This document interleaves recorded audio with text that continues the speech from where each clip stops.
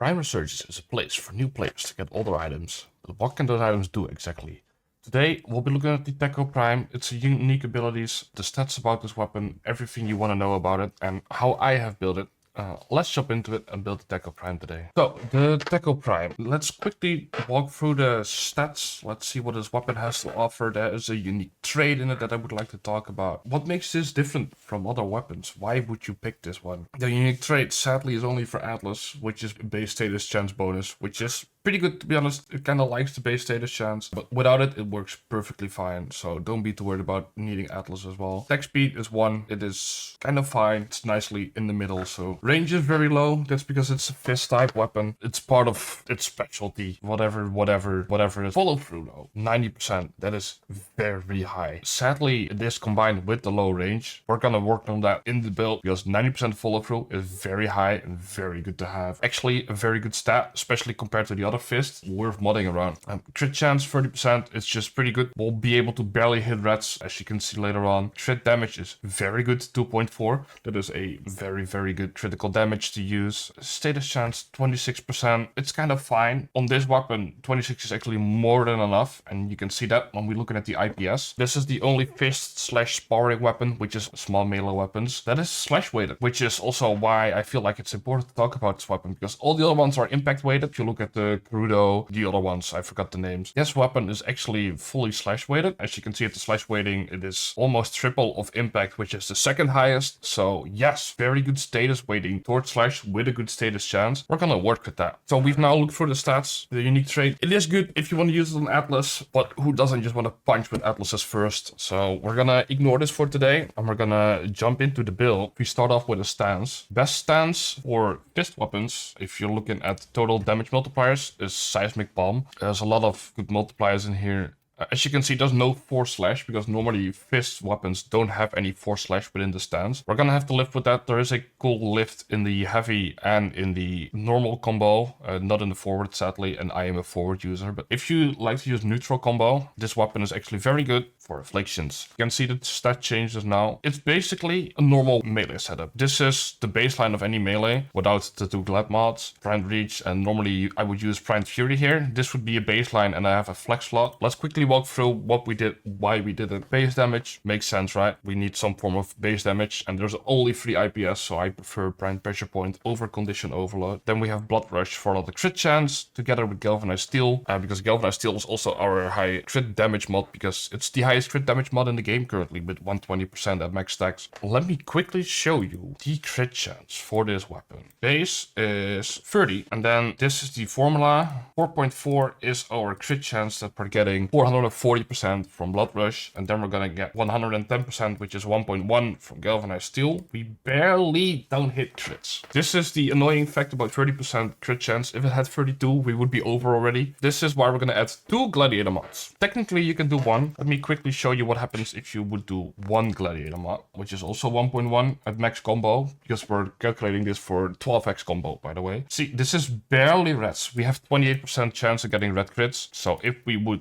do 1 gladiator mod, we'll do might now, because then you can technically use primed fury for more attack speed. This will now give us that 228% critical chance, which is pretty good. I like to be a little more sure about critical chance if I'm gonna send it for those reds, which this weapon really would like to do, because slash really skills hard on crits. If we're gonna make sure we red crit, I'm gonna add another gladiator mod, gladiator vice, for my attack speed, because the attack speed already feels pretty good. So I would like gladiator vice for my attack speed mod, which means I now get 2.2 multiplier instead of this 1.1 at the back. Then the formula would look like this. You can see the final number becomes a 2.2 instead of a 1.1, because we now have the 2 gladiator mods, which is a 220% critical chance at 12x combo, and now we have 261 critical chance. This more than 50% reds, which feels good, skills the damage better. I don't feel like I need other stats on the Tekko. So for me, this is worth it. 262% critical chance is what I will have in the end. To top off the rest of the build, because we've now talked about crit, weeping wounds, just a lot of status chance, gives us more slash procs. Just very nice to have. Reach is a mod that I use based on my follow through. And like I said, this weapon has very good follow through. So I actually opted to go with primed reach plus free range. We now have 4.35 meter range. It's still not a lot because this is a fist slash sparring weapon, but this is what I like to go with. I want double gladiator for more crits, so I only have primed reach. If you don't feel like you need the double gladiator, I just showed you the critical chance, the way it skills. You could say I'm gonna drop one, or you're gonna drop gladiator might. You spring load a blade on it. You get even 2 more range with it. This is a choice. I am just giving you all the facts about this weapon. This is a choice. Please try some things out. Spring load a blade definitely works because you have enough status chance to consistently proc the 2 bonus range. This will happen a lot. Also with all the force procs in it, all the force impact also applies to this mod. Try things out. See what you like. I am personally gonna run gladiator vice. You can also delete gladiator might, by the way, because you already have good critical damage and you're getting 120 from this. Try things out, see what you like. Maybe it depends on the arcane you use, which we're gonna talk about last, but maybe it's something with that. Just know they're both good options and they both have a reason to be used. If you're, for example, running this on a build with Rifle Advance, you don't need the critical chance, then you can drop it all, go double range and high attack speed. Completely depends on the loadout it's in. I'm currently showing you a completely separate Tekko Prime build without any outside buffs. This is how I would use the weapon if I would just smack it on an EDA loadout. Enough rambling, let's talk about the final mod.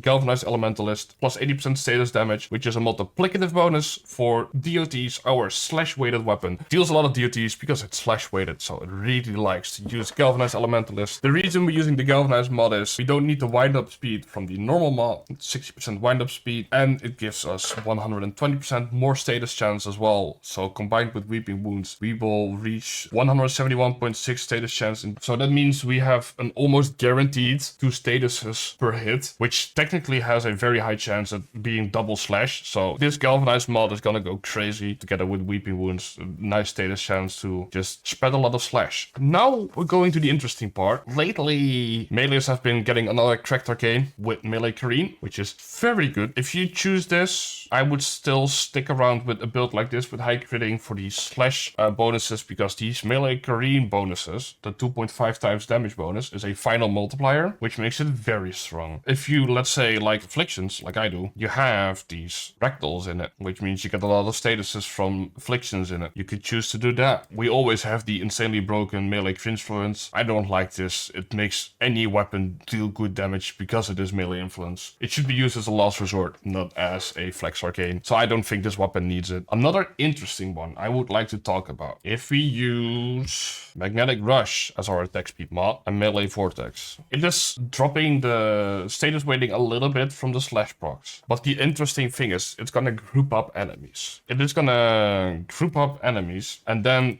once the enemies are grouped up, it is very easy to abuse that 90% follow through, because all the enemies will be clumped together and the damage will be spread around, because you only have 4 meter range, 4 and a bit. So this is actually an interesting arcane, and a lot of times I use it as a flex slot, but you could also say I am specifically building around this, because if you use melee vortex, you don't really need a lot more range. Let me just quickly show you the vortex pool. See, and now I can hit all of them in a group. And now they're all getting the slash procs. It is lowering the slash weighting a little bit. But the grouping up makes it so you can very easily use the 90% follow through. And it will feel pretty nice. It's a little niche and you may have to get used to it, but it's a fun one to use in my opinion. So please try out Vortex with Magnetic Rush. Because of the follow through, this is a very good arcane that would be applicable to the Tekko Prime. Another set we have, Melee Animosity. If you like to build around your heavy attacks and you use your Tennocreate, which you will see me use on every melee build, it's never needed, but it's always nice to have. If you're going Melee Animosity, this is needed. And now we don't need all the crits anymore, because we will get 420% bonus critical chance on a heavy attack, which is pretty quickly to build up. So I would actually go Primed Fury now, Spring Loader Blade, because now we want more range as well, and we're just gonna fully build around that little slash proc that's in there. You will see I am able to hit almost the whole group because of the big range from Spring Loader Blade. And what now happens, 3 million DOTs. Because now I get the guaranteed rats from the bonus critical chance from melee animosity. And that's an exclamation mark red as well. So if you're someone that really likes to use the heavies for the enemies that need to be killed, or what my favorite usage is for animosity is when I'm playing Disruption. Because in Disruption, I just specifically use my heavies on the Demolist. Or if you're doing Cascade for the Frexes. This is a nice way to be using it. Melee animosity, and then you can go full primed with Spring Blood Blade as well, so you have a lot of range.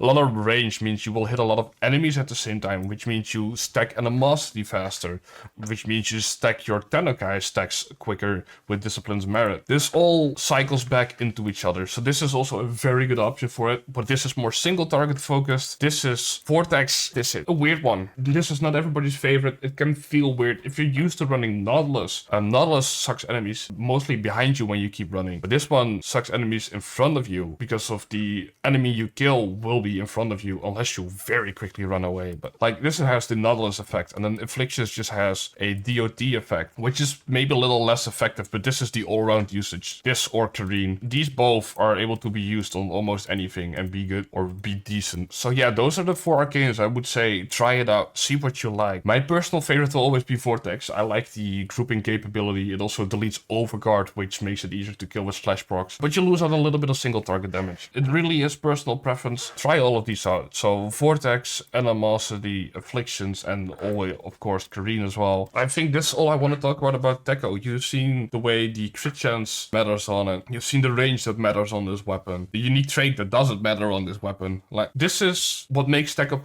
Prime though. I really wanted to talk about it because it's the only fist/sparring that is slash weighted. It's one of its kind because of that. Please try this weapon out. It's currently in Resurgence. It's farmable. I hope you enjoyed this video. I hope all the information you got now is able to make you make your own build, because I can show you what I did, but make your own build. I'm just here to give you the information about what makes this weapon different from the others, and do with it whatever you like. Either way, I appreciate you for hanging out. Enjoy the Tekko Prime, and I will see you later. Bye bye.